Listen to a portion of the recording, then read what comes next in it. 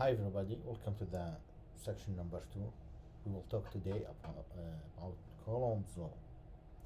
Remember from the first time we talked about the forces between the electric charges, and we discussed that we have repulsive force if the charges have the same signal, and we have attracting force if we have a different sign charge.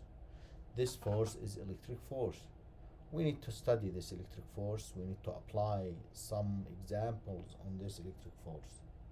Now, dealing with these forces, remember we have Newton's law in mechanics, and we have Coulomb's law in electrostatics, and it is the way to compute the forces between two electric charges.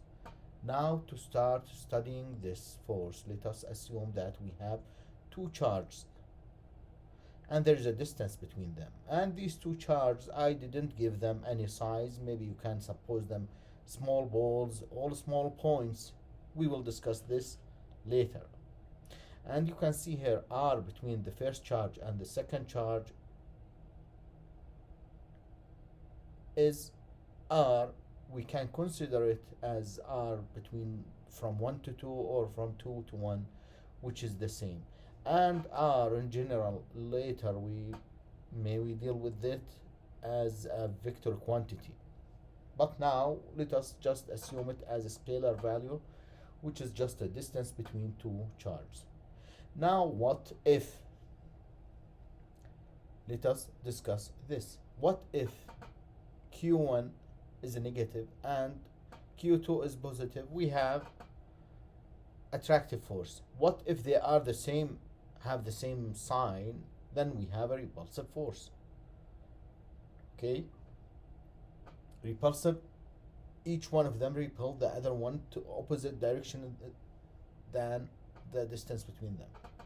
Now what if the magnitude of their charges are small? If Q1 is small and Q2 is small, then we have a weaker force between them. Then the force between them should be weak because they are weak or they are small charges. What if we have one of them is bigger and the other one is small? Then we have a little bit bigger force between them. But what if they are both are bigger, or both of them have bigger magnitude of charge quantity on them? Then we have a bigger force. So the force, if we increase the magnitude of the charges, then the force will increase. Okay, what about the distance? If these charges are close to each other, then they will interact with each other more than if they are far away from each other.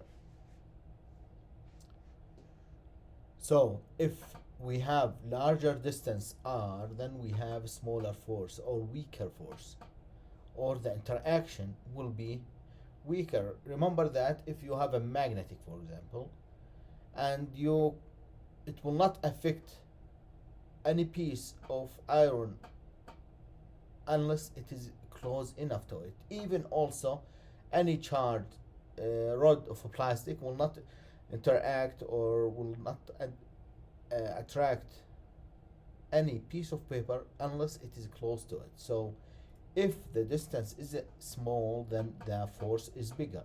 Okay, now this force at the end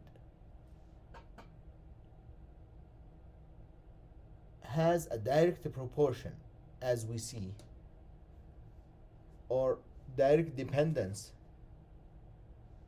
on the charge magnitudes. If we increase the charge, then the force, the charge magnitude or the quantity, then the force will increase. Also, it has an inverse, a proportion with the distance between the charges.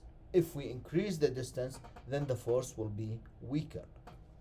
Actually, it is not the distance. We will see that it's the distance square.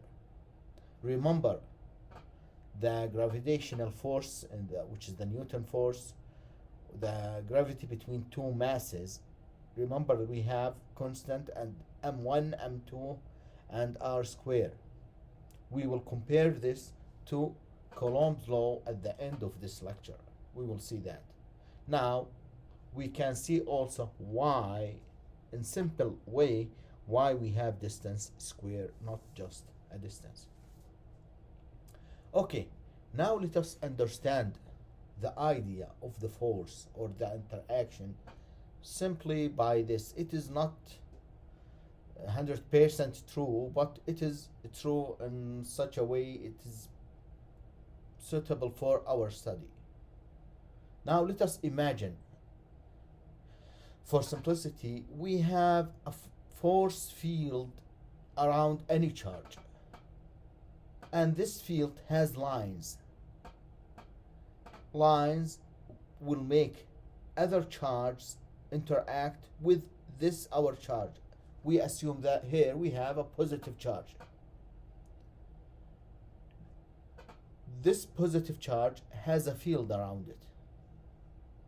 This field is filled of lines, which is hypothetical lines. We cannot see them, or just we can imagine them.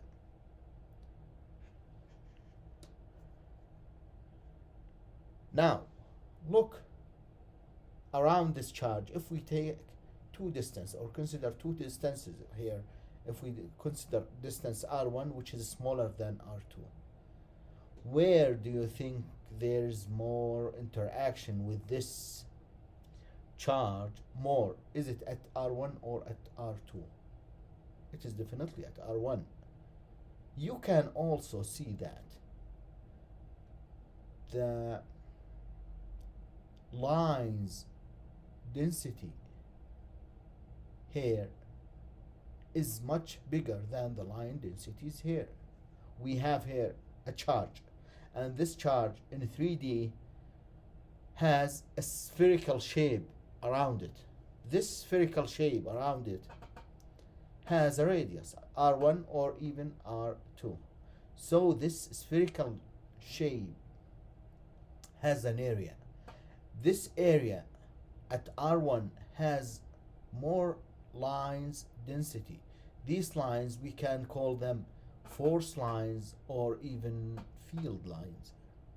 So we have more density at r1, which is smaller than r2. Okay, can we compute or just know something about this density? The answer is yes. The line's density equals number of the lines divided over the area.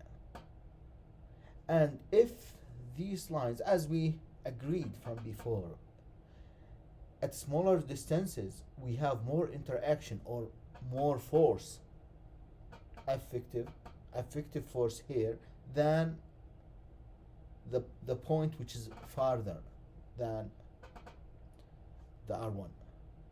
Now the line's density equals number of lines divided by the area.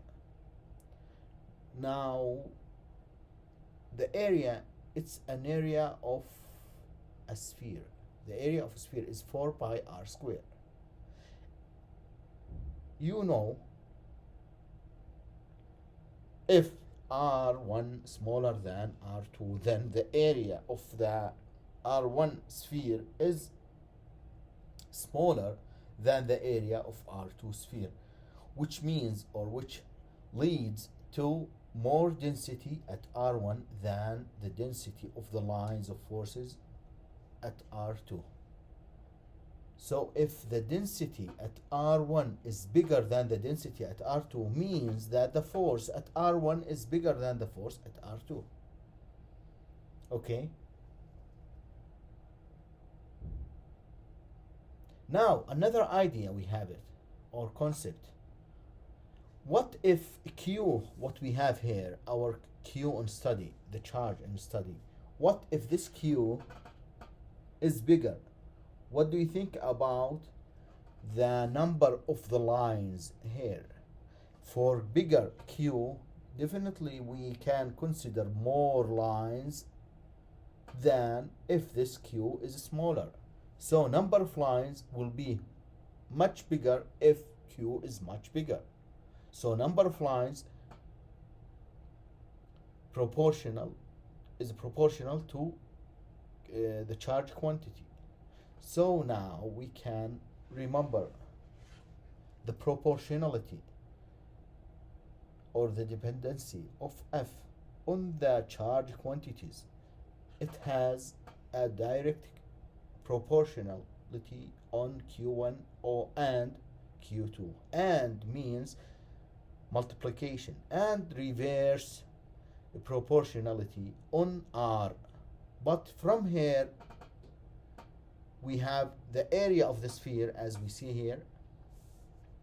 The area of a sphere is proportional to R squared. So we can consider the inverse proportionality with the square power for the distance.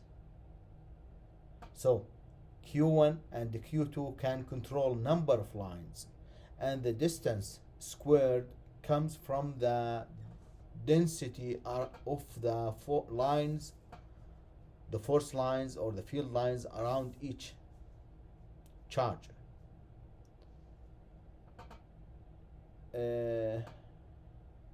Now this law in general, we can call it the inverse squared law or dependency. We can see that.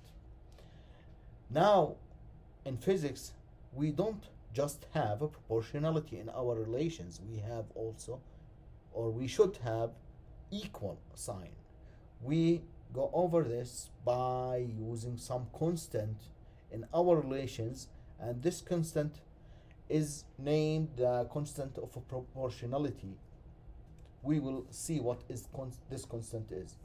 Now in electric force between the point charges, we will see the principle of the point charge or the idea of the point charge. Now we consider the constant K. The existence of this constant K, which is constant for any Q charge or for any distances, we are using this to move from proportionality to equality. This K is called a fundamental electric constant and can be found experimentally, and they found it experimentally, and you can find it in the lab. And its value is almost 8.98 times 10 to the 9, positive 9. And everything has a unit in physics. And its unit, we can find it from here, K. It's equal to force multiplied by R squared divided by charge squared. So its unit is Newton times meter squared divided by Coulomb squared. Also, there's another way to write this constant, which is equal to 1 over 4 pi epsilon naught. This sample is epsilon, okay, which is equal to the same value. 4 pi, it comes inside that constant. Remember, we saw these 4 pi when we compute the density. They didn't came from nowhere, actually. And the epsilon it's a very fundamental constant and principle in physics. We call it epsilon 0, which is the vacuum permittivity, which is equal to 0.854 times 10 to negative, not positive, negative 12, and its unit Coulomb Newton divided by Newton times meter squared. This one, or this constant, tell us about the electric interaction in vacuum or in vacuum-like mediums like air.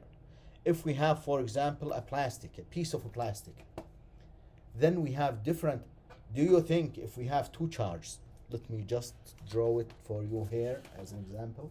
If we have Q1 and we have another Q2 here, and we have here between them just vacuum or even air, do you think their interaction is the same if the material between them is a plastic or wood or any other material, for example, copper or aluminum or anything else, the answer is no.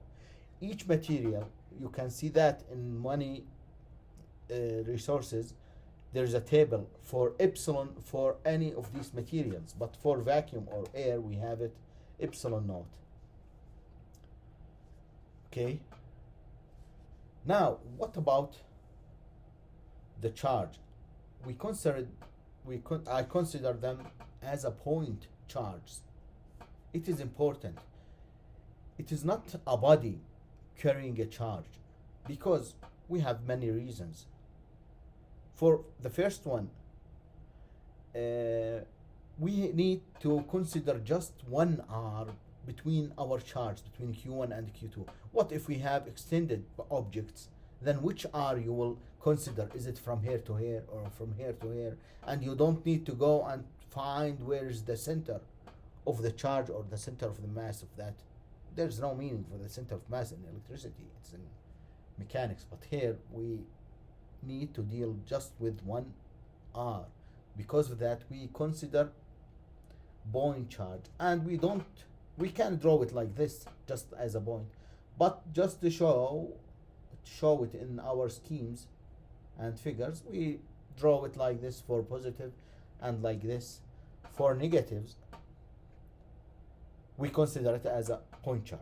Also, the charge has a magnitude. We just deal with a charge with a magnitude.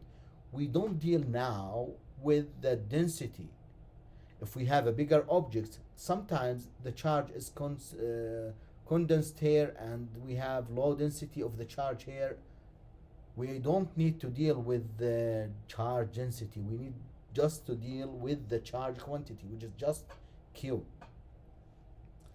Also, for epsilon, we are just talking about epsilon. We need to deal with one epsilon, which is the epsilon for the medium between the 2 point charges. But if we are computing the charge of the forces between this charge and this charge here, there is a medium in this area and there is a medium here. So we have epsilon 1 here, we have epsilon 2 here, and we have epsilon 0, for example, here. So we have many epsilons and we need to compute this, and this is not applicable in Coulomb law, in the electric force computed in the Coulomb law. It is applicable. We can do that in more advanced courses or sections for the charge distributions, but we don't need to deal with it now. Okay, what else? Yes, this is another important thing. If we have a point charge and this charge has a field, we will study this later. If we have a point charge, this point will not affect the lines or our system that much, because it is a point charge and it is localized at a certain point. But if we have an object here, this object will go through many lines or over an extended area in our system, and it will disturb our solution or our system. We don't need this. So we consider the point charge for many reasons. Those are some of them. Okay, now let us start to solve some examples. We have 2 pages of examples. Previously, remember that I told you that 1 Coulomb is a big charge quantity. Let us compute the force between 2 charges. Simply, I don't need to write many things. We just need to start solving. If we have Q1, Q2, 1 Coulomb for each one of them. You can consider the first one is positive, the second one positive or negative. Doesn't matter. If the charges are different inside, the force is attractive. If the charges are positive, then the force is repulsive. And consider, for simplicity, R equal to 1 meter, just like that. And K, we can consider K equal 9.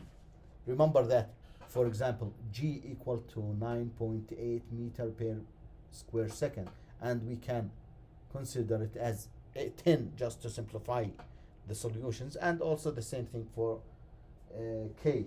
We will not, you can use it like this, but it will not affect our physics in general.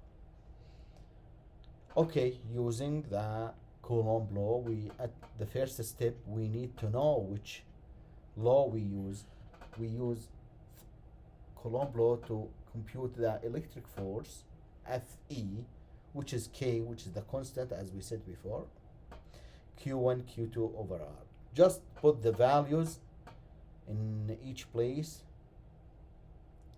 K, Q1, Q2, positive or negative. The first one is positive as we said that before, over the distance squared. The resultant force is 9 times 10 to the 9 in newtons, which is 9 billions in newtons. Okay, if it is attractive, then the sign is negative again. If repulsive, then the sign is positive. Do you think this is a big or small force? As I told you from before, maybe this mouse weight, maybe its mass is 0.1 kilogram, and according to this, its weight is almost 1 newton, which is the force affected by the gravity.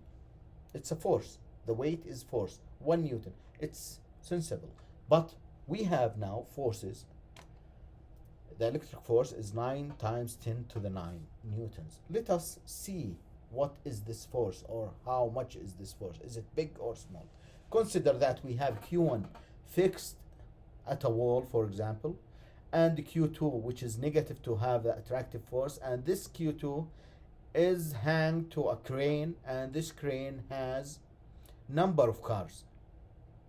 Okay, and the force between the distance between them in air, there's no ropes here, it is just an empty distance, 1 meter. Okay, the distance here is 1 meter as we solved in the example. So this force can carry a weight equal to this amount. It's another force. And we know from mechanics that the weight equals m times g, assumes g equals to 10. Then the mass, we can put it here, equals to the force divided by g, which is 9 times 10 to the 9 divided by 10, which is 9 times 10 to 8 kilograms. It is not small value. Consider that each car of them has a mass which is equal to 2000 kilograms, which is 2 tons. Most of the cars are less than this. Okay, now how many cars we can put in this crane here? Simply we can divide our total weight from our example divided on the mass of each car, which is 2 times 10 to 3. Now the answer is 4.5 times 10 to 5 cars, which means 450,000 cars inside this crane can be carried because of the force between 2 1 coulombs with a distance 1 meter between them. So do you think is this big or small force? 1 coulomb is big or small? You cannot carry 1 coulomb in your body, for example, because you will fly because of attracting between your body and any other object around you. Okay, this is why we mentioned that we don't deal in general with charge equal to 1 coulomb, because it's very big quantity. Okay, what if our charge, for example, in this example, are in microcoulomb? Micro means 10 to the negative 6. So if Q1 is equal to 1 micro, Q2 is equal to 1 micro with the same distance, then the force will be 9 times 10 to the negative 3, which is very simple force at the same distance. And it is a small force, which is not small for small charge. Okay. Okay, now another thing which is important for you to compare the electric force with the gravitational force using this example here. What do you think? Which one is in rule in our life? Which one is bigger?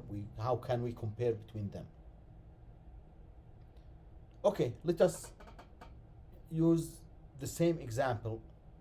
We have two charges. We don't have electric charge there. We have mass charge. It's the same in physics. If we have Q1 equals to M1, which is 1 kilogram, Q2, which is mass quantity, Q quantity, M2 is 1 kilogram and the same distance M.